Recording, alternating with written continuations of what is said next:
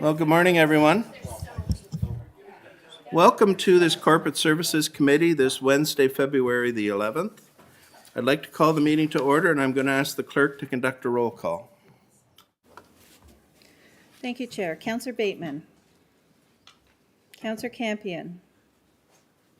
Councillor Diodati. I'm here. Chair Gale. I'm here. Councillor Ganan. She signaled, yeah, she's there. Okay. Councillor Grant. Councillor Encina. Good morning. I'm here.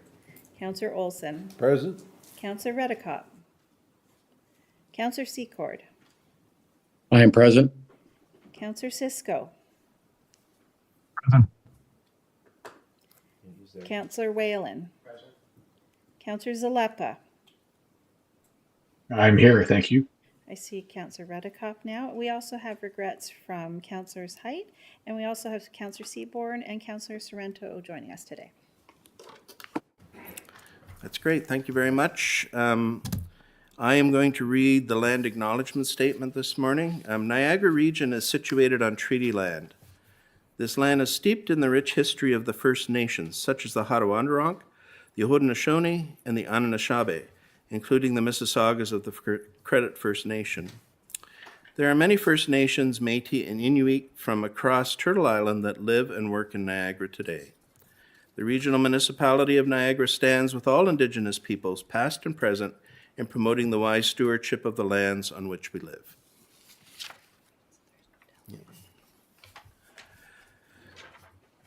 Are there any disclosures of pecuniary interest this morning? Seeing none, there were two delegations that had applied, but neither one has shown up this morning. So we are going to skip forward to, this is a Bob Gale committee meeting, so it's we're going to go. Motion to adjourn. Too soon. First of all, we're going to skip to our items for consideration this morning, and the first is CSD 2 2026, approval of the 2026 interim levy dates and amounts. Can I ask Councillor Encina to move that and Councillor Olson to second that, please? Yes. Are there any questions to this report? Seeing none, please vote electronically, yes or no.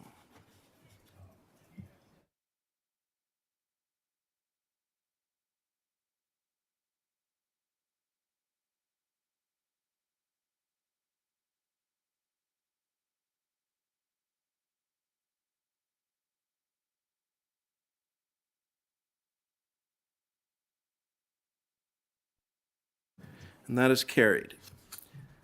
Second report this morning is CSD 3-2026, the Primary Public Safety Answering Point Agreement, PPSAP agreement with the Regional Municipality of Niagara Police Service Board and the operation of 911 call answer service. Councillor Seaborn, oh, you're not on the committee. Okay, sorry about that. Councillor Secord, can you move that, please? And Councillor Ganan. I will, Chair. And Councillor Ganan, would you second it, please? I will. Thank you. Are there any questions or comments to this report? Councillor Encina, please go ahead. Thank you, Chair. Excuse me. I was just trying to understand as I read through the report.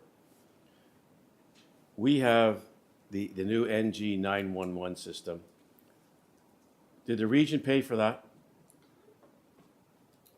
I believe we paid for that system, did we not? Heads. Okay. Yep. So it's banned, it's operated by Niagara Regional Police, but we're also paying Niagara Regional Police to operate that system? Am I correct in saying that? Who would like to speak to this over here? Chair, through you, CEO? just to clarity on the first question. While we've upfront paid for it, we're actually receiving funding retroactively from the federal level that so far has covered all the cost of implementation. It's just a timing gap. Okay. So then, are we paying Niagara Regional Police to operate the system? We have an agreement with them. We are, by legislation, the PSAB, but we have an agreement with them to provide that service for us. So I'm wondering through you, Chair, we already have a system in place for EMS. So I'm wondering why that couldn't have gone to EMS, so we really don't have to pay two at the same time when we can only pay one. I'm just wondering if that was discussed and is that a possibility? I'm just wondering, is there someone that can sort of explain why? Do you want to do it, Ron? Okay, go ahead. Thank you. Through you, Chair. So there's been a number of reports that come to committee and council over the years specific to this. Specifically EMS, we operate on a provincial system, which is unique to that function, and there is no compatibility between the two, and we have no choice but to operate on that provincial system. Everything else is run through this PSAB system, the new NG 911. Some of the fire services, as well as Niagara Parks, have come on with us, but not all of them, and they've chosen to do different paths. So through you, Chair,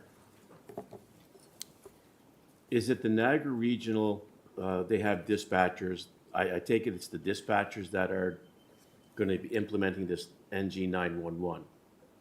So I'm just wondering, they're already on staff, why are we paying extra for this? Through you, Chair, I'm not sure that we are correct. We have fully resourced 911 functions now. The NG 911 is the technology, which is actually mandated through CRTC and the federal government, Right. Moving to this new platform. But as far as I'm fairly certain, the resources haven't changed from the primary 911, which is, again, provided through agreement by NRPS. And then we have the actual EMS dispatch function, which is specific to EMS. Those things haven't changed. It's the technology platform that has. Okay, I guess what I was looking at is they're employees of the NRPS.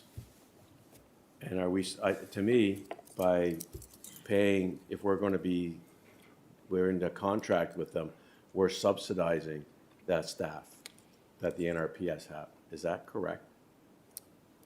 Through you, Chair, I wouldn't characterize it as subsidizing. We pay for the service, for them to provide the service. If we didn't do that, we'd have to staff our own service to do the same thing. And then they would have dispatch for just police services. So it actually, there's probably economy of scale and coordination by having it together. And the decision to have that relationship predates all of us. It goes back many years, but I'd suggest to committee that represents a pretty cost-effective way of doing it, rather than us choosing to do it on our own. Okay. Right. Thank you, Councillor Encina. I don't see any other questions or hands up, so with that, can you please vote electronically, yes or no?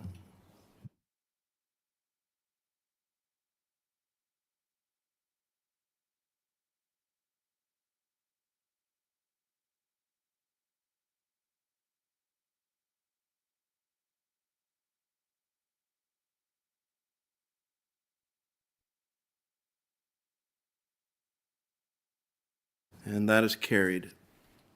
We have one consent item, which is the referred motion and just some information on when that's coming back. Can I get Councillor Whalen to move? And let's do Chair Gale to second that. Any questions or any comments on this at this point? Seeing none, please. Oh, Councillor Olson, please go ahead.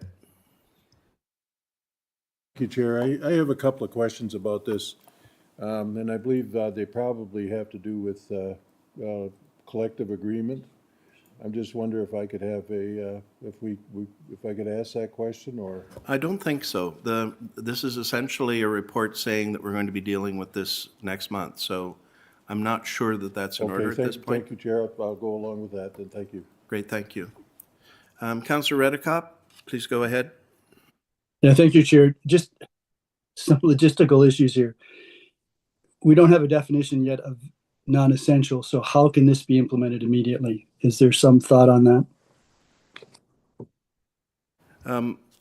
Again, getting into details of what this particular motion may mean. This particular report and motion is saying that this will be dealt with next month. I'd rather we focus on that as opposed to any details that might go into play with the motion itself. Okay, so when this comes back, we're going to have some comment from staff with respect to the various aspects of the motion. Is that correct? That's correct. And can I just ask a question? My understanding is that currently there is a hiring freeze in the sense that no new positions can be created unless Do you want to answer? council approves them. Yep. Is that correct? Going to send this to the commissioner. Through you, Chair. Councillor Redekop, that is correct. Okay. Thank you. Thank you, Chair.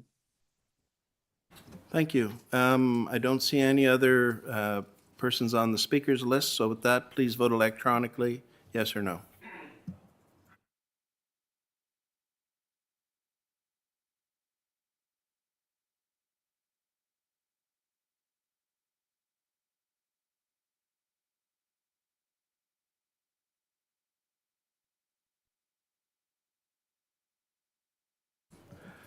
That's carried.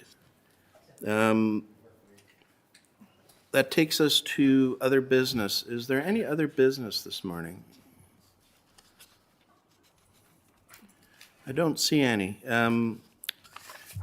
So closed session, do any committee members wish to go into closed session to discuss the confidential item? I do not see anybody requesting that we do that, so there. So we'll just go straight to here. Can I please ask Councillor Zalepa and Councillor Cisco to move and second the business? So, and that would be item 8.1, confidential HR 1 2026. So move, Chair. Seconded. Great, thank you. Any questions to the motion? Seeing none, please vote electronically, yes or no.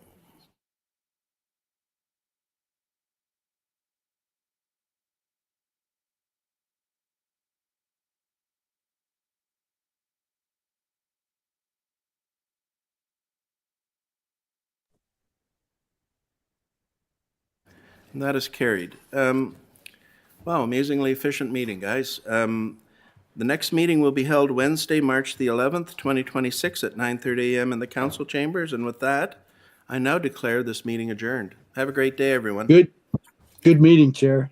Wow. Holy mackerel.